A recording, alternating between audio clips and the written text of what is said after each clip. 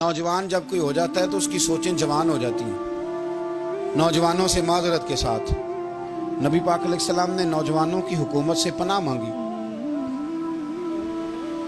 नौजवानों की हुकूमत से पनाह मांगी है, इसलिए कि नौजवान बड़ी जल्दी प्यार भी करता है और बड़ी जल्दी नफरत भी करता है। सोचें मजबूत नहीं होती। नौजवान आदमी, जवान आदमी, बिखरी हुई सोचें होती हैं। मेरे रसूल करीम सल्लल्लाहु अलैहि वसल्लम नौजवानों से उनके मिजाज के मुताबिक डील करते थे, उनकी तबीयत के मुताबिक उनकी ज़हन साजी करते थे। हम ना जवानों को वक्त नहीं देते, हम मुतालबा करते हैं नौजवान से कि वो है नौजवान, बातें बूढ़ों वाली करे। अगर जवानी में बूढ़ों वाली बातें करे तो फिर तो शेख सादी कहते हैं सारे बूढ़े छोड़ के उस नौजवान के पास बैठो, उसके पास फैज़ ज़्यादा है। अगर ऐसा हो जाए, क्योंकि दर जवानी तौबा करदन शेवाए पैगंबरी, ये तो अच्छी बात है, लेकिन मेरे अजीज अगर ऐसा ना हो, ऐसा मुमकिन ना हो, तो फिर नौजवान को आप उसकी तबीयत के मुताबिक डील करें। आप उसकी सोच देखें, उसका रवैया देखें, उससे प्यार करें। नबी करीम अलैहिस्सलाम के पास एक नौजवान दाखिल हुआ। अंदर दाखिल होते ही उसने फटाफट एक बात कर दी। कहने लगा या रसूलल्लाह मुझे जिना की इजाजत दे दें। मेरे जज्बात बहुत भटक गए, मैं रोक नहीं सकता। हमारे यहाँ हमारे घर में कोई फोन करे तो हम गैरतमंद बन जाते हैं। मेरी गैरत को गवारा नहीं कि कोई मेरे घर में फोन करे, और अगर मैं किसी के घर में फोन करूं तो फिर गैरत किधर गई? फिर भी आप गैरतमंद नहीं साहब, फिर भी आप गैरतमंद नहीं।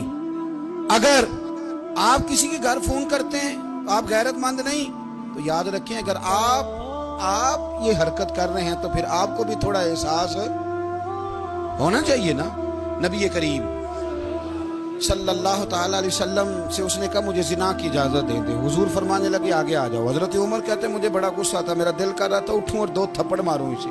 तो तरीका है बात करने का।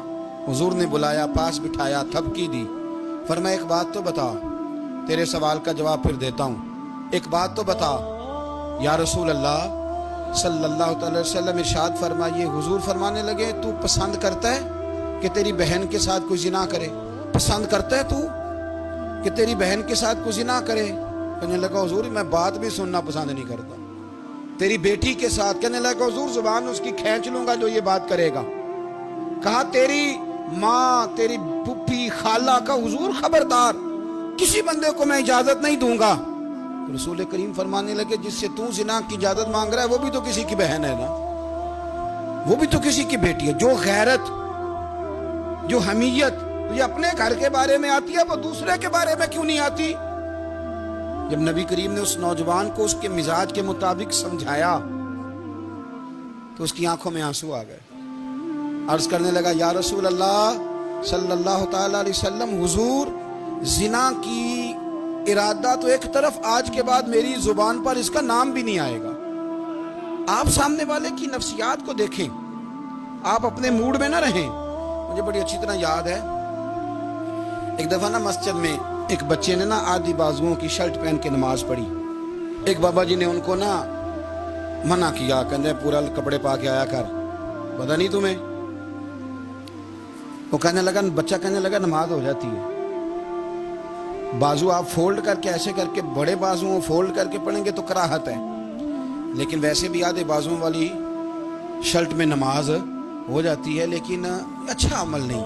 अच्छा यही है कि आपके बाजू पूरे हों। तो बुजुर्ग उनसे कहने पूरे कपड़े पहनो। कहने लगा भाई हो जाती है नमाज, मैं भी था। तो मुझे उन्होंने कहा जी हज़रत साहब बात सुनना। मैंने कहा जी हुक्म। कहने लगे इन कपड़ों में नमाज हो जाती है? मैंने कहा जी हो जाती है।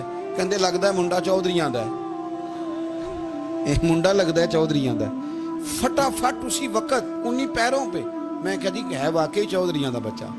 लेकिन मसला ये है कि दीन चौधरी के लिए भी वही है और गरीब के लिए भी। तो आप इस बच्चे बेचारे को अंदर आने तो दें, इसको मस्जिद में दाखिल होने दें, इंशाल्लाह कपड़े भी ठीक पहन के आ ही जाएगा। लेकिन हमने तो ज़हन बना लिया है कि हमने अपनी मर्जी के मुताबिक लोगों को काबू करना है। हम लोगों की ज़हन के मुताबिक उतरने को तैयार नहीं, बस सारे मेरे मुताबिक चलें। ये तो बात को पेशवा करेगा, मुक्तदा करेगा, वो भी समझाएगा। रसूल करीम अलैहिस्सलातु सलाम लोगों को जबरन नहीं झुकाते थे, हुजूर दलाइल देते थे। नौजवान बच्चों को मौका दें, इन्हें समझाएं, इन्हें कायल करें, ان سے پیار کریں، ان کی نفسیات کو سمجھیں، اس کے مطابق ان کے ساتھ